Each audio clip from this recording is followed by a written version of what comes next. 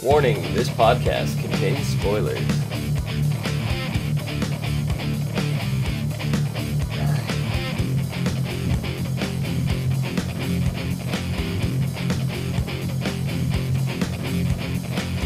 Hello everybody, and welcome to the As Seen on TV podcast for Doctor Who Season 8, Episode 7, Kill the Moon. I'm your host Cleo, and with me I have my co-host Erica. Rachel. Hello. And Michelle. I usually say Pat first. I usually say Pat Michelle, like, as one word. I know, he threw you off. I know, he apologizes for not being here. Well, that's much appreciated. So, I fucking love this episode. Well, this episode was awesome. I love it, and obviously problems with it, but what do you guys think? Wow. Oh, there are lots of stuff going on. Yeah. A lot of underlying stuff. Wonder if I watched the same episode, because y'all got a lot better impression than I did. Well, I loved it to a point, and then I was just like, wait, what happened? What was the point? I enjoyed it, and it was a good episode, but it wasn't as good as the few weeks ago, where, that awesome episode there. They're all awesome, but this just had so much emotion and so much, oh man. And so much the moon is an egg. I think it's starting to they have to start at some point, kind of Clara's exit. So exactly. I think this is the starting of it. I agree. Me and Pat were talking, and we say the same thing. You know, now it's starting, and each episode I think will build a little bit more. Yeah. To her actual exit. Yes. So Courtney was back. I was so freaking excited. Rachel, she's your favorite, right? I still can't stand her. She annoys I was actually wondering, I'm like, do you still want to punch her in the face? Yes, I want to punch her. Yeah, it's like, why is there this stupid kid? I don't know. I just can't stand her. Stupid, though. Not the TARDIS. I'm sorry, that annoys me. I don't think she's stupid. I love her. No, she's not stupid. She's just super, super annoying. Annoying, there you go. Not real dumb, but you know what I mean. Okay, well, we saw her parents in the other episode. Can you? I can tell. Now I know why she's super, super annoying, because her parents are super, super annoying. Everything makes sense. Everything makes sense. Well, last time we talked to you, she was a very big annoyance. Now she's just a slight annoyance. Improvement. Oh God, whatever. Right? It's like, do you even realize? Do you even parent? Can you even parent? Do you realize what we're saying here? Yeah, we're being nice. I don't know. Maybe her getting hooked up. That sounds funny. Hooked up with the doctor. Doing stuff with the doctor. Maybe it will straighten her out a little bit. Maybe. Yeah, I think it definitely, it taught her some stuff. Oh, definitely. I mean, her seeing like what was going on and everything, that definitely frightened her. I know if I was her age, that would definitely be something that would totally straighten me out. Well, yeah, if giant spiders were going to eat you, that would straighten anyone out. Not quite spiders. Spiders, not quite spiders. So spiders, I don't care. They look like spiders, and they crawl around like spiders, and they have webs. Do webs like spiders. It's a spider. If it looks like a spider and crawls like a spider, it's probably a spider. It's a spider. Spins webs like a spider. It's a spider. It's a spider. So the TARDIS ends up on a space shuttle. Was that a British space shuttle? No, that was American space shuttle. Like NASA. Okay. Yeah, they said NASA. Right, it was NASA, but like they were all British astronauts, or at least British the way they explained it, the space shuttle has been retired already in our timeline. Yeah. It's not flying anymore. Yeah. They had a last-ditch effort. They had to go pull that space shuttle out of a museum and get it flight-worthy. And they were the last of the third-rate line astronauts. They were last of the astronauts. So exactly. Yep. Yeah. Then they had like Russian nuclear missiles. Yeah, they cobbled together pieces from everywhere. Yeah, I thought was kind of cool. Bringing. Yeah, no, it was. It's like it was definitely like the last resort, like an Armageddon sort of mission to blow up the moon. Like, and for all all humanity might suffer, but that's getting later on. That's the thing. So the Doctor. Oh, sorry. I was gonna say that was the thing that, and until they explained it, it really kind of stuck out to me. Like, wait a minute, they've never done this before. They know the space shuttle can't leave Earth's orbit. They know it can't go beyond like 90 miles up. They couldn't have ever made it to the moon. Then it's like, oh, wait a minute, this is just like a suicide mission basically. Because there's no way that the space shuttle could come back to Earth after that. Yeah, the wings and the tail blow landing. up. Yeah. They crashed. Not after the crash landing. And then officially when it like dumped into the trench there in the moon, like in that huge like canyon, like it it toppled into it. It was like, okay, that's done now. Like, I mean, that's it. Yeah. Well, she said she was never expecting to come back anyways. No, exactly. All her crew was dead. It's like, yeah. The 3 old men. Yeah, this is it. Okay. So the Doctor was obviously calling them on their, blah. He was like, shoot the little girl, right? Then shoot the teacher, then shoot me, which you're gonna have to shoot me a bunch of times. But he seems to have no problem exploiting other people in order to make his point. Like, he doesn't seem to care that much that saying, oh, shoot this girl, no big deal. Right, no remorse. That was kind of you humans deal with your issues amongst yourselves, essentially. Oh well, I was talking when they first met the crew. Yeah. Yeah, when she was like, I will not let you do this again. What are you gonna do to stop us? You gonna shoot us? Yeah. Shoot the girl first. She don't want to see us die. Yeah, there was no way he knew that they were gonna shoot. They knew they didn't have a gun. Right. They didn't have guns, but they did nuclear vessels. Whistles? Yes. Nuclear whistles. Whistles. It will blow you to death. No. Sorry.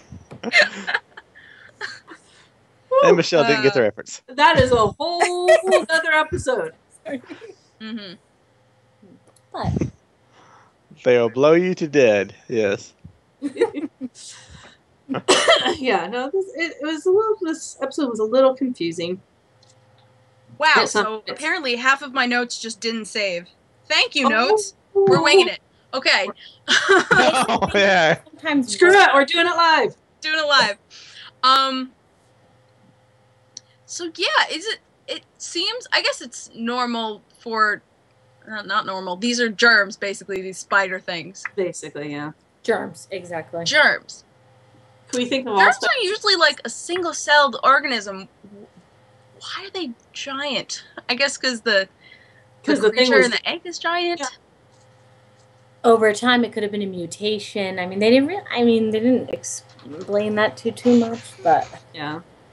It could have very well been a mutation. I don't think it was the main part of the story. No, yeah, of course not. But also, we are dissecting a television show, so. And also being on Earth as opposed to being on the moon, different gravitational, it could have caused the bacteria to, grow into large. Until looking like a freaking spider. Yeah. They're like a freaking trapdoor spiders and shit. They're like come out of you from underneath though. It's like sucking the life out of. Oh my god! Oh my god! What? Oh, I know. I was like, oh no! Please, I hate spiders. They work kind of like the aliens from Alien. Yes. You notice that? Yeah, they were face huggers. Tentacles. Yeah. Mm-hmm. Yeah, it like attached itself to the Doctor's helmet. Yeah, I was like, oh, okay. It's the Doctor's yo-yo. Is that his new thing? I don't know. Just a pretty cool thing he just threw in. The Doctor always has this random stuff. He always has this most whack thing, like you wouldn't expect it, but he just comes out of nowhere. He has these weird things that he does, I think. Oh yeah, no doubt it's weird. And this is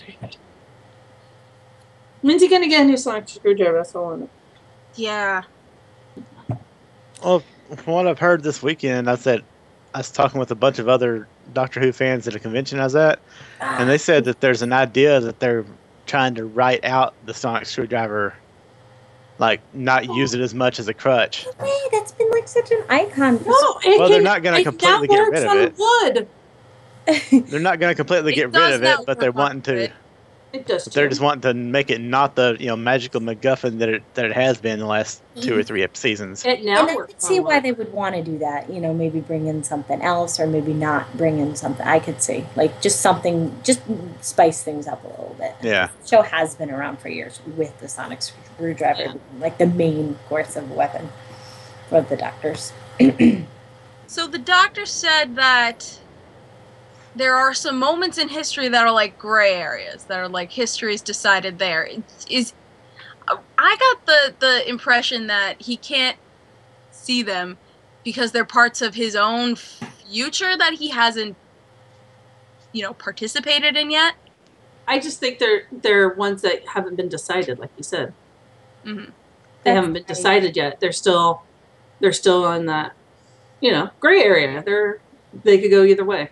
Or things that are yet to come, or he does know but wants to forget, and he replaces it with other things. Maybe replaces it with other things.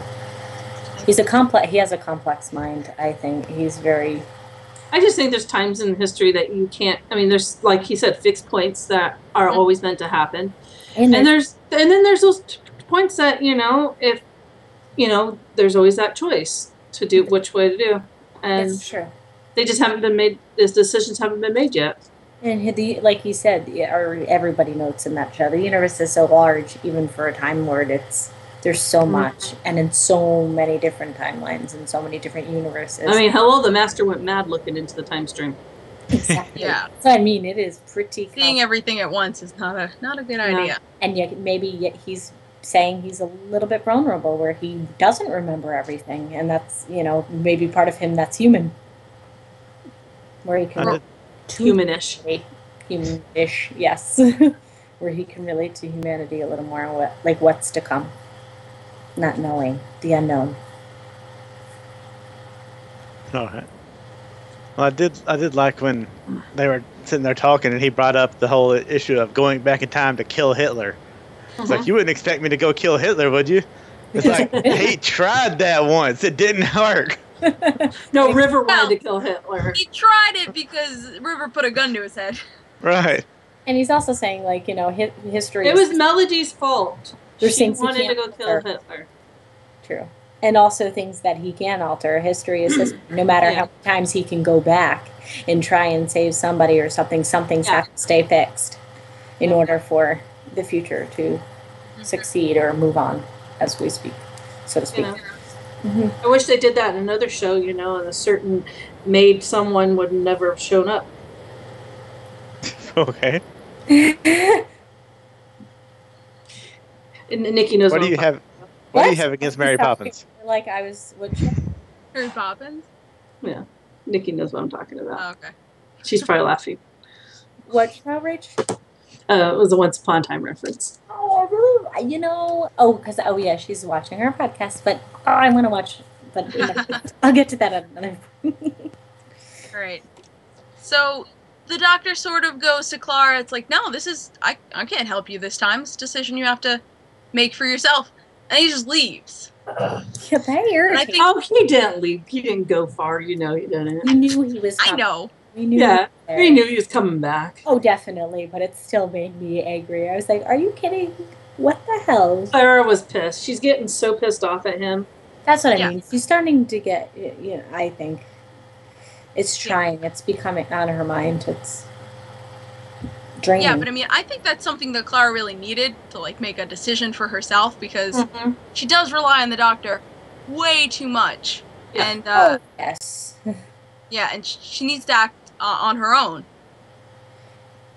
Yeah, but he just left, and she's like, there has, like, Clara on her own, she couldn't see a middle ground or a way to save the Earth and save the baby thing. Because I think she thinks too much, both sides. She's kind of like, and then she drives herself, like, too into a tizzy, and it's like, oh. I think she does, she hangs out with the doctor because she doesn't have to think. It's the one time she doesn't have to think. Yeah, because hard for her. It's like Pink was saying, he was like the doctor's her drill sergeant. He's just giving her orders, and she can do them. She's very good at that. Yeah. Mm-hmm. And she's also bossy. Do you think, like, leaving her in, like, and he didn't quite, leave her, but in, like, this sort of on the moon, hostile environment, was that a push too far? Was that sort of what Danny was talking about? I think so. I think so, and I think he realized it when she came back. He knew something was wrong right away. Well, it sounded like he was having a bad day too, but Yeah, but he even said, he's like, was it something with, the doctor? I know it was something with the doctor, and she goes, literally after her huge blow up with him, of course she was going to show it. She's very vulnerable. Yeah. Mm-hmm. It's one of those instances. Obviously there was arguing between Clara, Courtney, and what was the captain, the other astronaut? I don't know. Angry old woman? No, it was like But obviously they took sides, and then they asked, they're like, okay, let's go ask the Earth. I thought that was clever. Yeah, but the Earth voted kill the damn thing. Yeah. I was very disappointed. Humanity, they're very Earth, they're very selfish. I mean, well, think about it. I mean, they don't know exactly what's going to happen. They don't know what's coming out of it, and inherently, we are self-preservation kind of animals. We have, save ourselves before anybody else. We live by fear, and how to save ourselves. Yeah. Mm-hmm. It's sad, but it's true. Mm-hmm. Yeah. And so that was the decision. But then the doctor comes and is like, no, you don't have to kill it, don't worry, it's okay. What the fuck was the point of having them make the decision? To make the decision. The doctor say, no, it's okay, I got this. He had to make the decision. To actually make the decision as humanity, not with the doctor's influence, just as a human race, make the decision on your own. Yeah, but then the doctor totally just ignored the decision that they had made. Yeah. No, Clara did. Clara did. She's the one who pushed the button. She's the one that pushed the abort button. Clara did, but she pushed it before he came back. Yeah, the doctor came back and then sort of decided, finally. I think he might have wanted to see what they would have thought on their own, in a situation like this, a dire situation, like what humans as themselves alone, what they would think of, what their result would be. Yeah, I don't know. I was just at the end of that. I was just sort of, then what the fuck was the point?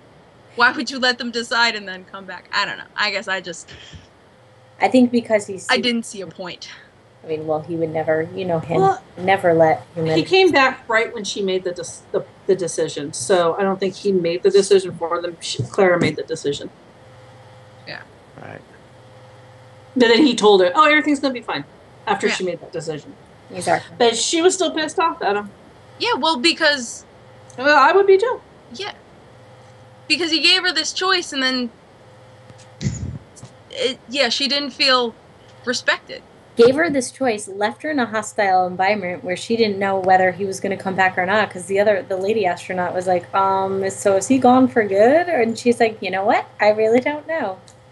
Yeah. It's like, okay. I would be mad too. Like somebody who you confide in, somebody who you travel with, see the ends of Earth with, see this and that. Really? You're just going to up and go.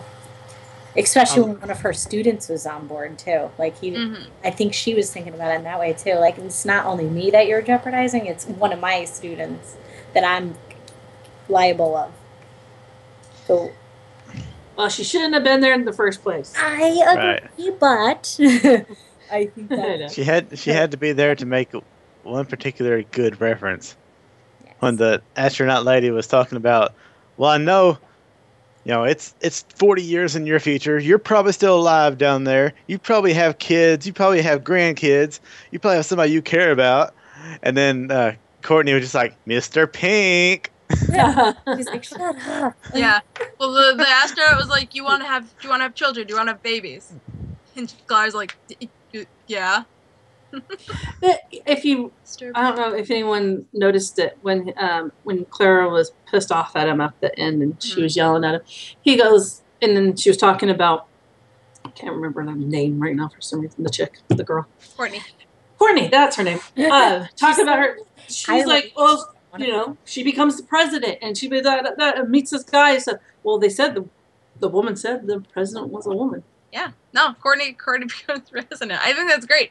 What is it, like, president of the United States, or is it like president of the world? In 30 years time, do we come to like president of Earth? Well, they already hinted also that the girl that Claire used to babysit and be a nanny was going to be the Queen of England that we've seen in that episode where it was flying on the back of the whale. Oh, yes, I do remember that. Yeah. So it wouldn't be the first time. No. That's true. And keep in mind, this was the future that It would have been Courtney's future. So yeah, definitely. Mm-hmm. She would have been all grown up. Yeah. So. Exactly. So yeah, do we have anything else to say about this episode? I feel like that was. I feel like Pink. There's something going on with him. He's relating, to Clara about. He goes, if you're still mad at someone, you're not done with them. I thought that was clever though, because clearly you're not. If you're really, I know. And then she's like, also, why wouldn't you get so wise? Because when other people have bad days too, And smart too. You're not thinking rationally when you're angry. So he's saying, like, calm down first. You're not done. Like, he knows deep down. I mean, she's seen everything with him. I mean, and it seemed like he was having a rough day too, but he put it all aside. I know. He left me uneasy at the end of this episode. He really left me uneasy. I think there was something going on. Well, he knows what's in store for her because he sees her experience with the doctor like his experience with the army. Yeah. That's what Pat. And that left him with a lot of scars. It did. Yeah. And I think we'll find. I'm excited to find out more about what literally happened in the military with him that made him so vulnerable. Unfortunately, we won't see that next episode, but I think soon. It might be something that we never got to see from. I don't know. Maybe closer to Christmas. Maybe not, but we might. Yeah, that's what I love about. You're right. Christmas episode. Next episode's just like a filler kind of thing. It's just a few episodes, like Pat said. Yeah, I think there's going to be a few episodes without Clara. It's a filler episode until Clara quits being mad at him. Clara's fine, stops being a bitch, and then she'll be all right. Who stops being a bitch? Clara. Clara's not being a bitch. No, well, when she quits, when she cools down. Potty. Oh, yes. You know what I mean? Yeah. I think her Great. She had very justified rage at the time. Oh, yeah. Bitchy. Yeah. So next episode, Mummy on the Orient Express. The Doctor and Clara are on the most beautiful train in history, speeding across the stars of the future. But a deadly creature is stalking the passengers. Once you see the horrifying mummy, you have 66 seconds to live. That's really specific. No exceptions, no reprieve. As the Doctor races against the clock, Clara sees him at his deadliest and most ruthless. Will he work out how to defeat the mummy? Start the clock. Probably. This is cool. I think this episode's going to be really cool. I like these. There's always got to be one time that the companions see the Doctor at his darkest. Yes, I agree. So where he's most vulnerable, and he's most scary, and it frightens them.